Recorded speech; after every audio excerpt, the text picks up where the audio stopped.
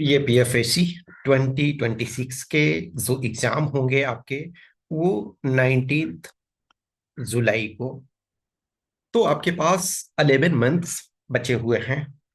सो जो भी प्रिपेयर कर रहे हो या प्रिपरेशन को अब अपना पुश दोगे, तो दो टाइप के कैंडिडेट्स होंगे। एक तो जो वैसे होंगे जो फर्स्ट टाइमर होंगे। Every time thousands of candidate first timer होते हैं, और every time thousands of candidates last timer होते हैं, जिनका लास्ट अटेम्प्ट बचा हुआ है और जिनका फर्स्ट अटेम्प्ट होता है। और इसके बीच में बहुत सारे कैंडिडेट्स होते हैं। किसी का सेकंड अटेम्प्ट होगा, किसी का थर्ड अटेम्प्ट होगा, किसी का फोर्थ होगा, किसी का फिफ्थ होगा। तो जो भी आप हो, जिस भी कंडीशन में हो, फ्रेश एनर्जी लगाओ, फ्रेश स्टार्ट करो।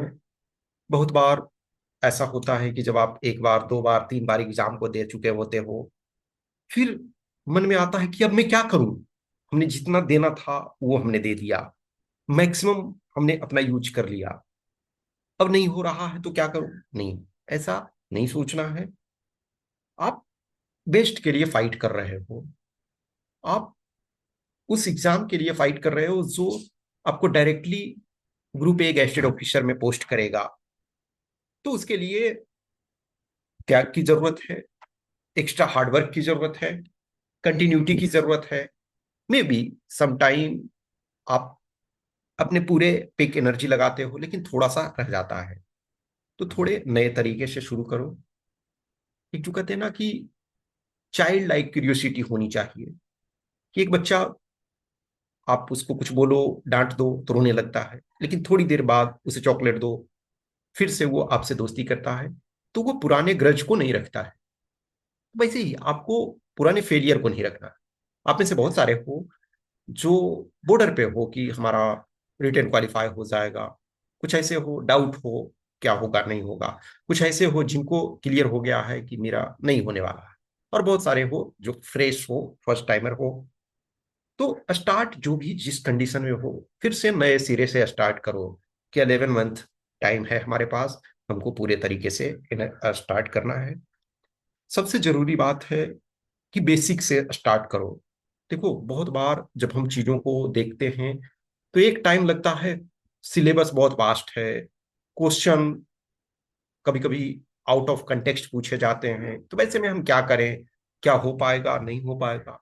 नहीं, उसको आप ये ध्यान रखो कि जो सिलेक्शन है उसमें अभी भी आपके मार्क्स जो हैं, फाइनल सिलेक्शन देखो, 52, 53, 54, 55, 56, यही आपके जा रहे हैं ना। यदि आप बेस्ट केस लो जिसमें highest number, highest cut off गया, उसमें भी 345 आपका ये हुआ। तो एक तरह से आप 600 मार्क्स का है, तो आपका 58% से लेस ही कट ऑफ जा रहा है। अभी तक 60 टच नहीं किया है। इसका मतलब है कि यस, अभी इतना डिफिकल्ट नहीं है, लेकिन हाँ, 60 टच नहीं किया, 55, 52, 53, 54 है, तो ये भी इतना आसान नहीं है। समटाइम 40% मार्क्स लाना कैंडिडेट्स के लिए चैलेंजिंग हो जाता है। बट आपको बेसिक से स्टार्ट करना है। सबसे बड़ी बात है कि पावर ऑफ बेसिक्स जो है वो बहुत इंपॉर्टेंट है। ये जो होता है, जैसे आप एनसीईआरटी से स्टार्ट करो। कोई भी, जैसे आप कैंडिडेट होते हो तो आप ग्रेजुएशन, या तो जो देखो, एक बार जो पहले दे चुके हो कम से कम, तो वो तो आप ग्रेजुएट हो। जो फर्स्ट अटेम्प्ट भी दोगे तो एटलीस्ट फाइनल ईयर ग्रेजुएशन में तो हो। तो आप या तो ग्रेजुएशन कर चुके हो या ग्रेजुएशन करने के कगार पे हो, तो आप अप टू 12th क्लास का चीजें पढ़ सकते हो। 12th क्लास इन नॉर्मल हमको जरूरत क्या होता है, 9th से 12th का। तो स्टार्ट 9th क्लास से करो। सपोज करो कि हमें इकोनॉमिक्स नहीं आती है, कोई बात नहीं है, 9th क्लास से स्टार्ट करो। 9th क्लास में आप जाते हो तो आपके स्टैंडर्ड से बहुत पीछे आप जा रहे हो, तो आप क्लास 9th से स्टार्ट करो। उसमें कहानियों की तरह दिखाया हुआ है। एक पालमपुर विलेज है, वहाँ लोग एग्रीकल्चर करते हैं, फिर उसमें से कुछ लोग हैं कंप्यूटर सीख लेते हैं, कुछ लोग हैं कि सरप्लस होता है तो उसको शहर में बेचते हैं, कुछ मछली उत्पादन करते हैं। बहुत सारे लोगों के बारे में डिस्कस। क्या एक कहानी आप नहीं समझ सकते हो? वही कहानी के तौर पे धीरे धीरे उसमें कंसेप्ट भी आपको सिखाया जाएगा। तो जो आप नाइन्थ में जाओगे तो कहानियों के माध्यम से बहुत सारी चीजों को सीखोगे। फिर टेंथ में जाओगे तो समझोगे कि ग्रोथ क्या हो रहा है, डेवलपमेंट क्या हो रहा है। फिर आप 11th में जाओगे तो इंडिया का हिस्ट्री जानोगे कि अब तक हम कैसे यहाँ तक पहुंचे। 12th में जाओगे, माइक्रो इकोनॉमिक्स। तो शुरू से कहानी के तौर पे आप नाइन्थ पढ़ो, टेंथ पढ़ो, 11th पढ़ो। फिर 12th में थोड़ा कंसेप्ट एक्स्ट्रा आएगा, तो वो अब तब तक लायक हो जाओगे सीखने।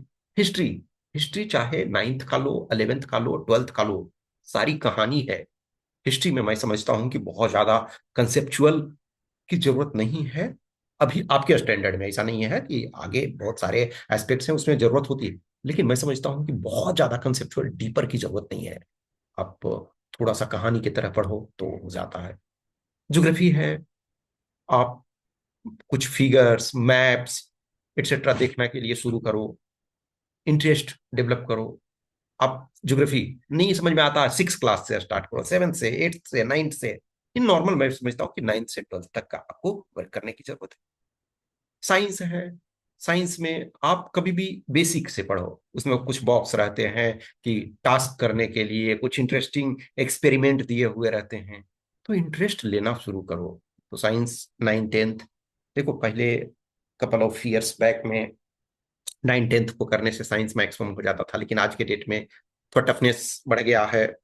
तो आपको 11th 12th का भी करना पड़ेगा, ठीक है। तो साइंस करोगे, ज्योग्राफी करोगे, हिस्ट्री करोगे, पॉलिटी करोगे। पॉलिटी का जैसे लक्ष्मीकांत फॉर एग्जाम्पल है, लेकिन लक्ष्मीकांत से पहले भी आप क्लास 11th का और 12th का एनसीईआरटी का पढ़ोगे, और फिर उसके बाद लक्ष्मीकांत को पढ़ोगे। प्लस हमेशा ध्यान रखो कि जो प्रीवियस ईयर पेपर हैं, प्रीवियस ईयर पेपर को रेगुलर रूप से देखो। प्रीवियस ईयर पेपर्स वो आईना है जिसमें आपको रियलिटी दिखेगी कि किस स्टैंडर्ड के क्वेश्चन पूछे जा रहे हैं।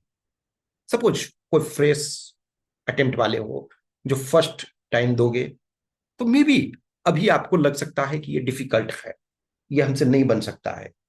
लेकिन आपको कंटिन्यू रहना है, बार बार उसको देखना है।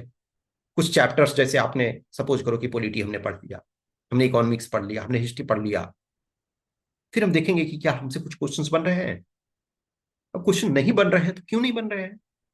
क्या अभी तक हमारा कंसेप्ट क्लियर नहीं हुआ, या हमें क्वेश्चन समझने में दिक्कत हो रहा है, या फिर हम कुछ कीवर्ड्स हैं उसको कैच नहीं कर पा रहे हैं, हम सारे डायमेंशंस को नहीं कवर कर पा रहे हैं। तो धीरे धीरे बहुत सारे एस्पेक्ट्स हैं, डायमेंशंस हैं, उनको समझने की कोशिश करोगे। तो बेसिक एनसीईआरटी से स्टार्ट करो 9th क्लास से, उसको रेगुलर रूप से कहानी के तौर पे, और मल्टीपल टाइम पढ़ो, ओरिजिनल किताबों से पढ़ो।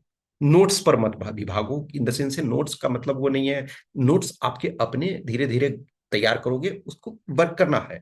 लेकिन अधिक से अधिक ओरिजिनल टेस्ट पढ़ना है। टेक्स्ट बुक में क्या होता है कि बहुत सारे एक्सपेरिमेंट्स रहते हैं, फिगर्स रहते हैं, फैक्ट्स रहते हैं, मैप रहते हैं। हिस्ट्री वाले में भी आप मैप देखोगे तो शायद आप उसको रिलेट कर पाओगे। न्यूज़पेपर हर हाल में पढ़ो, जो भी न्यूज़पेपर आपको अच्छा लगता है कोई एक न्यूज़पेपर लो, उसको पढ़ो, पॉजिटिव थॉट्स रखो कि हम अभी जो भी चैलेंजेस हुए हैं उन चैलेंजेस को ओवरकम कर सकते हैं, चीजें हम इंप्रूव कर सकते हैं। जो हमसे गलतियां हुई है उसको सुधार करना है। एवरी टाइम कुछ कैंडिडेट्स ऐसे होते हैं जो लास्ट 2 3 अटेम्प्ट से फेल हो रहे हैं, फिर पता चला कि अचानक 10th रैंक लाए, 12th रैंक लाए, 15th रैंक लाए, 20th 100, इस टाइप का बहुत सारे बच्चे हैं। और ये एक्सेप्शन नहीं है। बहुत बार बच्चे ऐसा लगता है कि सर अब नहीं हमसे होगा, लेकिन फिर एनर्जी लगाते हैं, पता चला कि टॉप 20 में आ गए। वैसे ऑब्वियसली बात है कि सब तो सेलेक्ट नहीं होगे ना। 3 लाख लोग एग्जाम, रिटेन एग्जाम का फॉर्म भरते हैं, और उस 3 लाख में जस्ट 1 लाख के आसपास ही या उससे कम ही एग्जाम दे पाते हैं। उसके बाद रिटेन 2000 से 3000 के बीच में सेलेक्ट हो रहे हैं। फिर उसके बाद फिजिकल मेडिकल में बाहर होते हैं।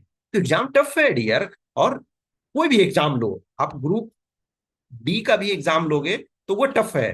तो आप टफनेस से आपको भागना नहीं है, आपको समझना है। अभी आपके पास टाइम है 11 मंथ्स का, उसको समझना है और थोड़े थोड़े लिखने के अभ्यास करो। कोई भी आप टॉपिक लो, सपोज करो कि आपने एडिटोरियल कोई पढ़ा न्यूज़पेपर का, उस एडिटोरियल को सपोज करो कि 1000 वर्ड्स में एडिटोरियल था, आपने उसको पढ़ा एक बार, दो बार, तीन बार। कुछ एडिटोरियल है उसको 2 बार पढ़ो आप, एक बार में समझ में नहीं आया 2 बार पढ़ो, 2 बार में समझ में नहीं आया 3 बार पढ़ो, और उसको 200-300 वर्ड्स में लिखने की कोशिश करो।